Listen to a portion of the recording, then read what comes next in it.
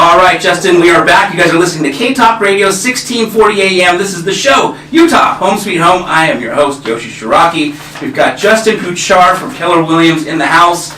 He's going to be sharing a nightmare story with us. So, Justin, I don't know anything about this story. Do you mind just diving into it? Yeah, hopefully you don't cut me off. Here's the FCC. So this is about, I want to say close to 10 years ago. I'd actually largely forgot about some of this nightmare until I started to relive it again last night. Oh, no. About it. So a friend of mine who's an agent had a foreclosure, right? Yeah. Was struggling to figure out what to do. I'd done a ton of short sales, foreclosure prevention, things like that. This property was bad. There was atrocities in this property that would offend most people. Walking through it, like the porch caps on the front and the back. He was in kind of like the Sugar Hood, South Salt Lake area. Got it. And open drug use in the property, right? Like you could see it. Yeah. These porch caps were caved in. You had to be tentative where you were walking. Windows busted out, graffiti. I mean, you name it, it had happened in there, right? Electrical stripped. You walked into the garage and you could see more sky than you saw roof. Oh no! So I mean, it was bad. So we negotiated a good price, right? And it took several months. And along the time for us to try to get the bank to understand our position, we took like videos, right?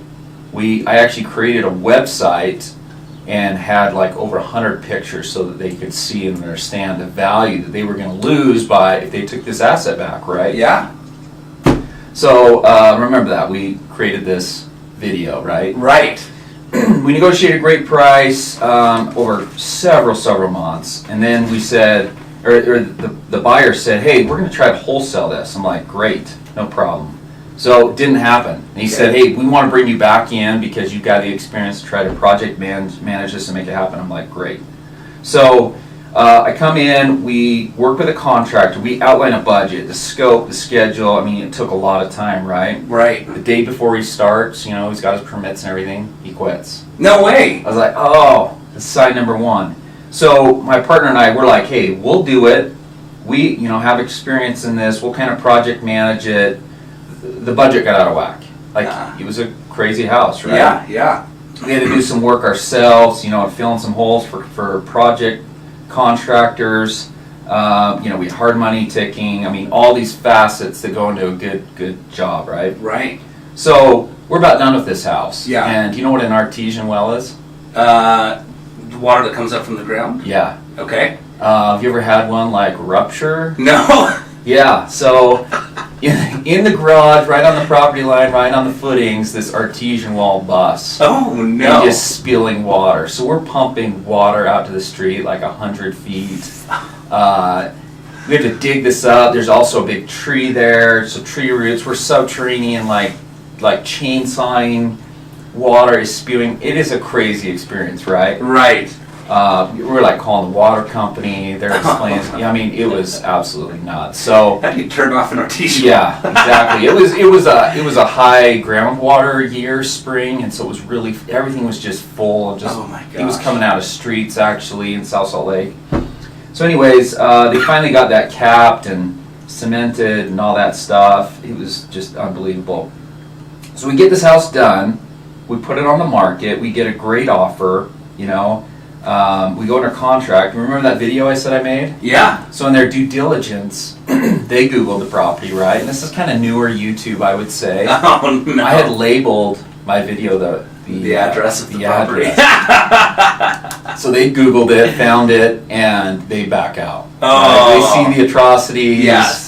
They can't, how some people just can't see the finished product. They need to know the backstory, and the backstory is too much for them. Yeah. Images or video or vivid. Anyways, that right there cost me $20,000. Right? Oh no! We ended up selling it $20,000 less. And then about 5 days before closing, somebody breaks into the property. I never had that happen. I have had that happen. Yeah. Copper thieves, right? Yep. They steal the line set, from the furnace Yep. all the way out to the condenser. Yep. Not a crazy expensive part, or actually, I don't know what it is, $500,000, but Yeah. then they take the Freon, right? They come Yeah. in, there's no Freon. Right. They went up into the attic, they were cutting, this house had brand new electric, they're cutting Romex out. Oh my gosh. So, I mean, it would have been, they couldn't have gotten $20 out of all this copper, right? Right. Like, I would have been better to post a $20 bill on the window and say, have a great day on me. Exactly. So, remember, this is 5 days before closing. Yeah. So, I'm like, the hell with that. That's not going to happen again. I don't want them to come back and think there's more stuff here, because there was really nice stuff in it. Yeah. So, me and a friend alternated, and I Sleeping slept in the hall. Oh my gosh. On like a little air, well, yeah, you could say that, and a baseball bat. I mean, I was prepared, right? Yeah, like, yeah. Lights off, just kind of waiting. I don't know if I was hoping or scared, but Right.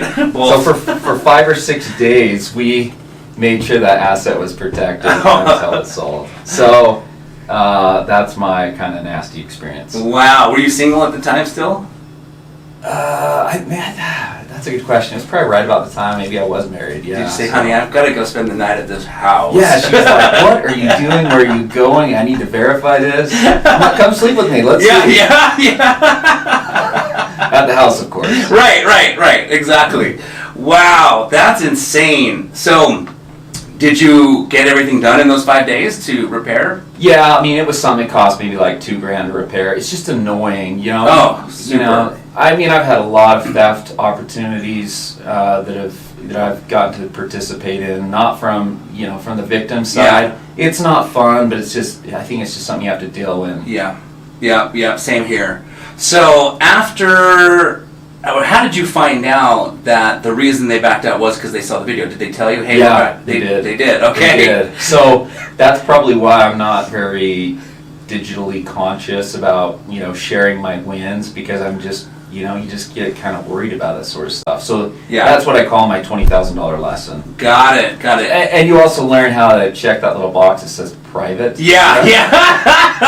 That's right. And that video was originally to present to the bank, right? So they could just go back to the story a little bit. It was, and then, I did a walkthrough video just to see the progress mid, after, and before, and it burnt me. Got it. So just so the listeners understand, back when there were tons of foreclosures and short sales, these banks, are out of Wall Street, New York City, or somewhere in, California. They're not here in Utah. And so they have no idea of how bad this property condition is.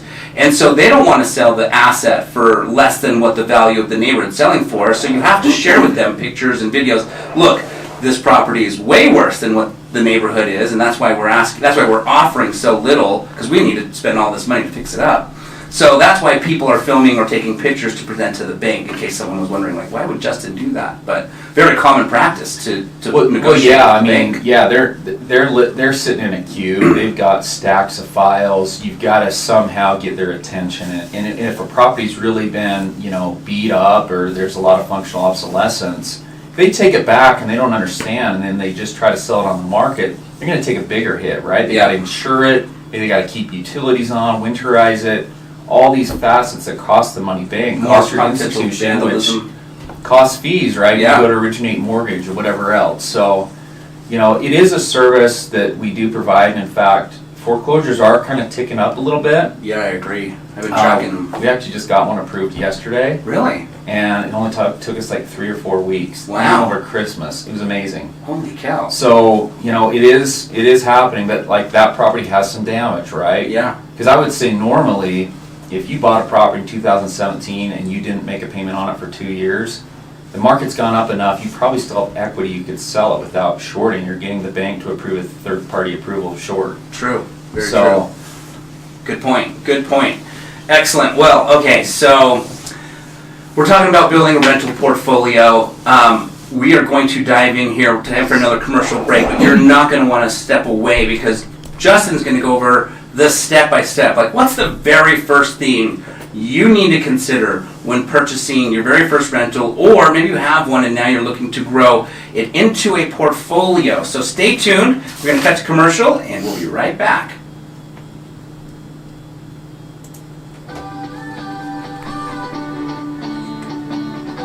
Hi, I'm Yoshi Shiraki, the author of the book, My Body's Just For Me, the book written for children to educate children on the prevention of child abuse. With the assistance of multiple best-selling author Richard Paul Evans, we were able to publish this book as a tool to help break the ice in an easy and innocent way to help children understand and learn how to speak up and communicate. I've been invited numerous times onto Good Things Utah to discuss the importance of good communication with your child in regards to abuse, and also to discuss how the book, My Body's Just For Me, is a great tool for every parent when having that tricky conversation with their children. For more information on the book, My Body's Just For Me, please visit www.protectourangels.com today. And remember, the more we focus on prevention, the less we have to focus on rehabilitation.